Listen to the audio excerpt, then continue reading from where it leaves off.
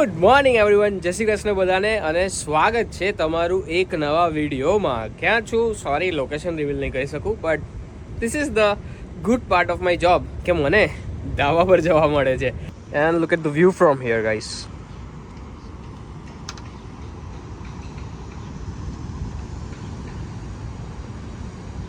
આવી ગયો છું જોબથી પાછો, જોબ પતાવીને, અને તમને હું ભૈલુંનું રિએક્શન બતાવું કે રોજ આવું એટલે ભૈલુંની કહાની શું હોય. બાલ્કનીમાંથી જ બૂમો પાડવાની ચાલુ કરી દેશે પહેલાં તો. જો તમને બતાવું, જો આ દેખાય છે, અરે અવાજ બી કરે પણ તમને કદાચ સંભળાય ના સંભળાય. હમણાં છે ને જઈને રમકડું લઈ આવશે છે ખબર નહીં એને હું શોખ ચડે છે. મારી જૂની ટી શર્ટોથી રમશે. આવું અમારે ડોનેટ નહીં કરવાની, અમારે એને આપવાની. શું કરે છે એ? એટલો ઘેરો થઈ જશે, એટલો ઘેરો થઈ જશે ને. આજે તો જોબ ગયો પણ કલાક બી ખાલી અમે લોકો મૂકીને છે ને તો બી એટલો ઘેરો થઈ જાય.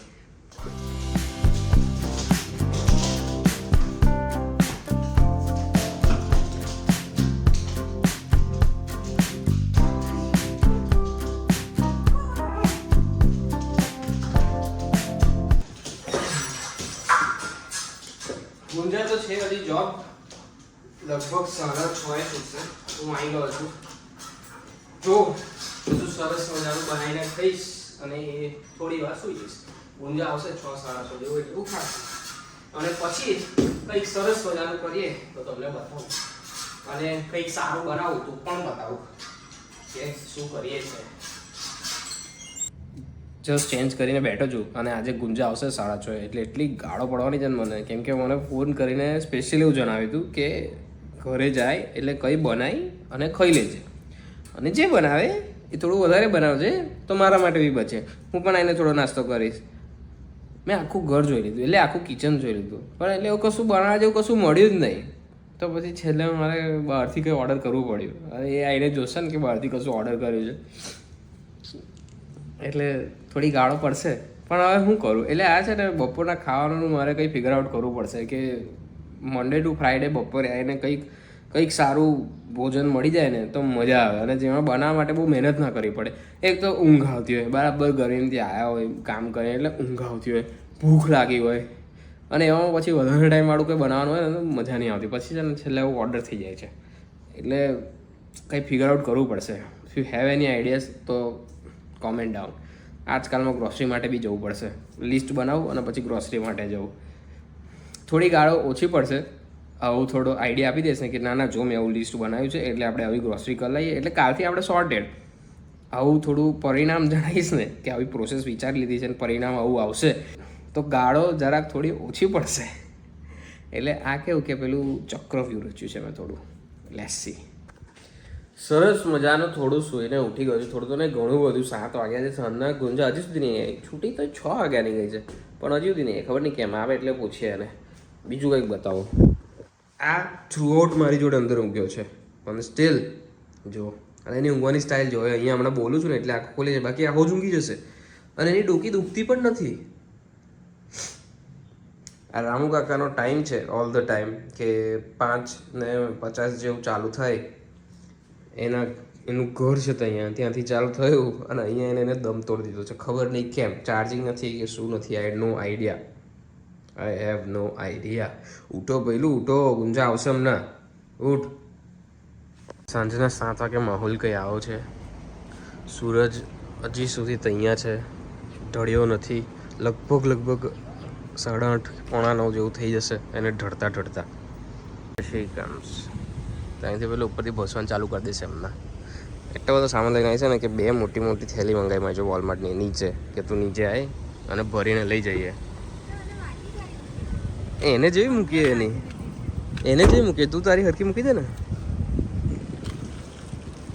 ખજાના કેટલું લઈને આવી તું આજે?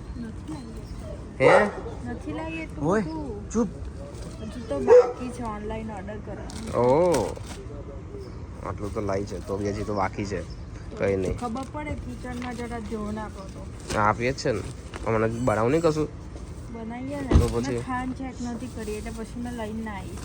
ઓકે. તેલ બાકી છે લાવવાનું, ઉઠાવવાનું હતું બધું એટલે પછી મેં ના લાવી બધું બહુ.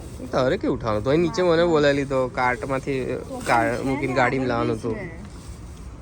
કંઈ ને કંઈ ચાલો તો ભરી લઈએ, એક બેગ ભરી લઈએ, બીજી બેગ ભરી લઈએ, હજી આગળ બી છે લઈ અને ઉપર લઈ જઈએ તો પેલાને જરાક શાંતિ વળે. તો કઈ ગયો રૂમમાંથી અવાજ આવે છે. હા એ રહ્યો અને ચેન નહીં પડે ઉપર નહીં જઈએ ને ત્યાં સુધી અમે આવી ગઈ છે ફાઇનલી ઘરમાં. અને જુઓ આનો ઉત્સાહ, મેં થોડી આવ્યો છું પેલું એ આવી છે જાને.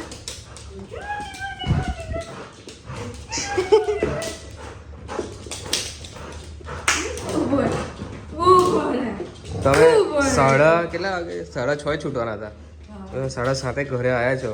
કેટલું શોપિંગ કર્યું હવે ખબર ગ્રોસરી ખાલી પૂછો જુઓ. કલાક ના 20 મિનિટ તો ત્યાંથી અહીં આવતા થઈ મને. બરાબર છે, હું 7:10 એક્ઝેક્ટ બેસી ગઈ ગાડી. બરાબર છે. એટલે પછી મેં કીધું તો મને જોઈ આજના દીપ અને ગુંજામાં ના બ્લોગમાં સ્ટાર્ટ ટુ અહીંયા સુધી તો દીપે કર્યો છે, એટલે હવે અહીંયાથી પતાવવાનો ગુંજાય. બરાબર છે. બરાબર.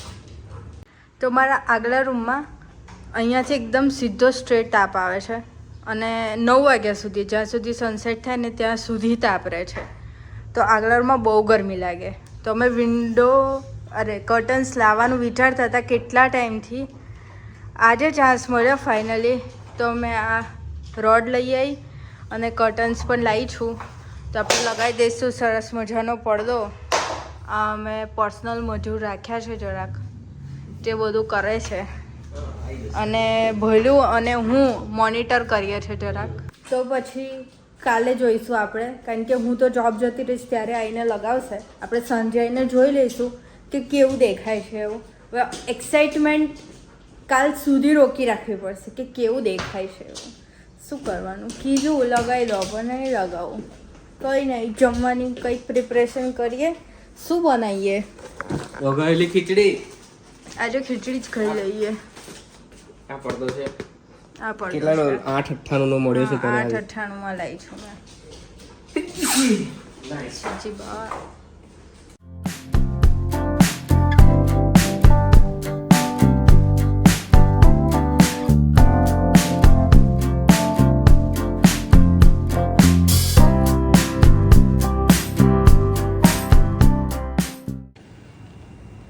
જુઓ કેટલા મસ્ત ચાંદા મામા દેખાય છે.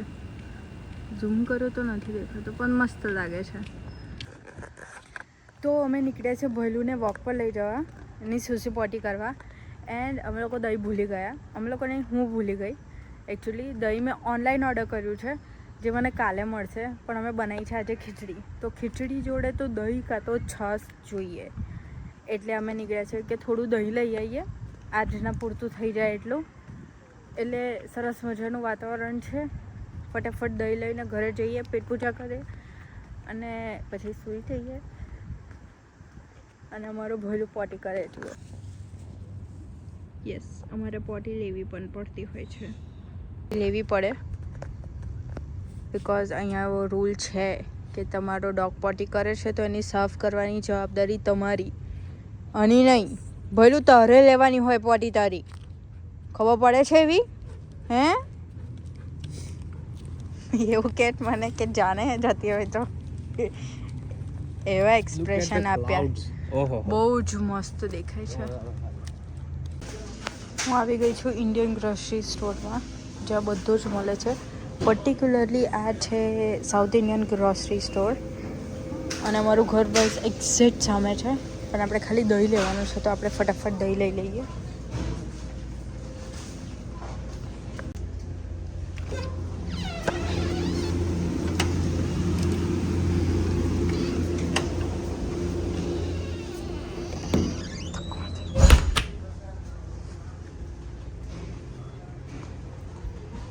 સો આ જે સ્ટોર છે એમાં આપણે ગયા હતા એ, અને આ સામેવાળો ફ્લેટ છે જ્યાં અમે રહીએ છીએ, એટલે બિલકુલ પાછળ છે. તો અમારે કંઈ પણ અર્જન્ટ લેવાનું હોય તો અમે અહીંયા આવી જઈએ. બધાના કૂતરાને આમ મોંઘા મોંઘા રમકડા જોઈતા હોય કે ના મને તો આવું જોઈએ તેવું જોઈએ, ફેન્સી રમકડા. અમારા કૂતરાને કોઈ ફેન્સી રમકડા નહીં જોઈતા. હમણાં હું ગ્રોસરી કરીને ત્યારે બીટ લાવી ને બીટનું એક દંડી છે એ દીપે ભલુને આપી દીધી કે લે રમ, તો એને રમકડું સમજી રહ્યો છે. મને આપતો, લાય તો મને આપતો, બતાય મને, લાય મને બતાય, લાય બતાય. આપે નહીં, આ મારું રમકડું છે એવું કરીને. લાય લાય લાય લાય મને આપ. નહીં આપે. લાય મને આપ. ઉભો રે લે ને લેવાનું ટ્રાય કરજો. લાય આપી દે. લાય નહીં આપે ને. મજા પડી ગઈ છે. એક આ અને આ એક જૂના કપડાં એને એટલા ગમે છે ને. તો સરસ મજાની ખીચડી, તુવેર દાણાવાળી ખીચડી તૈયાર છે. થોડી ઢીલી ઢીલી મસ્ત છે. છાશ અને પાપડી બેસ્ટ જમવાનું. તો જમી લઈએ અને પછી સુઈ જઈએ. દિવસ તો અંત કરીએ. એટલે આપણે મળીએ હવે કાલે બીજા બ્લોગમાં. બરાબર છે? ચાલો આવજો. જય શ્રી કૃષ્ણ.